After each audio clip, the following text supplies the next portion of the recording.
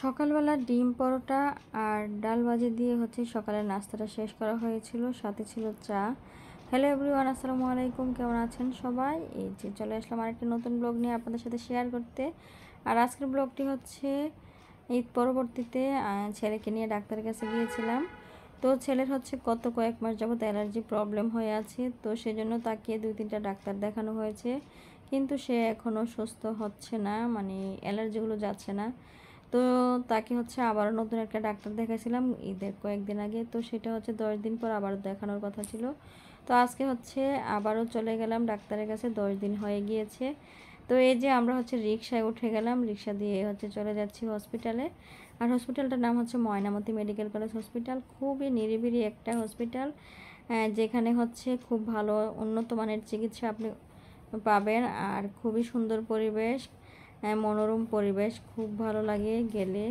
ভালো লাগা বলতে হসপিটাল মানেই কিন্তু বিরক্তিকর জিনিস। তো ভালো লাগে কেন বললাম, আসলে এই হসপিটালটা থেকে এত বেশি রোগী নাই, আর খুব ক্লিন রাখে সব কিছু, এই আর কি। তো এই যে আমরা দোতলায় চলে যাচ্ছি হসপিটালে গিয়ে, মানে আমাদের রিসেপশন থেকে ইয়ে নিতে হবে, প্রেসক্রিপশানগুলো নিতে হবে, ডাক্তারের সিরিয়াল নিতে হবে। তো নিয়ে আমরা সিরিয়াল নিয়ে নিচ্ছি, আর চলে যাব এখন ডাক্তারের চেম্বারের সামনে।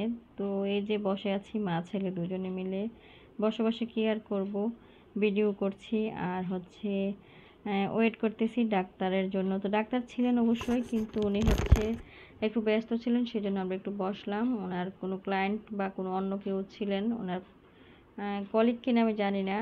তো যাই হোক, তো ওনার সাথে কথা বলে আমাদেরকে ডাকলো। তো আমরা চলে গেলাম ডাক্তার দেখানোর জন্য। আর ডাক্তারের ব্যবহারও ভালো ছিল খুব, উনি খুবই সৎ এবং নিষ্ঠাবান একজন চিকিৎসক দেখলাম। তো এদিক দিয়ে রিপ্রেজেন্টার, ওনারা যে কোনো হসপিটালে যাবেন, সেখানে ওনারা সিরিয়াল ধরে দাঁড়িয়ে থাকবেন, কি ওষুধ লিখছে কি না করছে।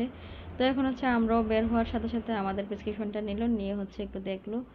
তো আমরা এখন চলে আসলাম আমাদের চকবাজার এরিয়াতে আবারও। তো এসে ঔষধ নিব। তো ওষুধ নিলাম, ওষুধ নিয়ে বাসায় আসছি। এসে দেখি শাশুড়ি রান্না করে রাখছে মাছ, আলু আর টমেটো। তো কি আর করার, যা রান্না করছে তাই খেতে হবে, যেহেতু আমরা হসপিটালে চলে গেছিলাম, যা বাসায় ছিল না। তো আর 2-3 দিন দাওয়াত ছিল একটা না, এই দাওয়াতের কাপড় চোপড়গুলো দেখেন কি অবস্থা হয়ে আছে, এগুলো গোছালাম। বিকেলবেলা কিছু ফ্রুটস কেটে খেয়ে নিলাম আর চা খেয়ে নিলাম, আর আপনাদের সাথে শেয়ার করলাম। ভিডিওটি কেমন লাগলো কমেন্ট করে জানাবেন প্লিজ, এবং যদি ভালো মনে হয় তাহলে শেয়ারও করে দিবেন।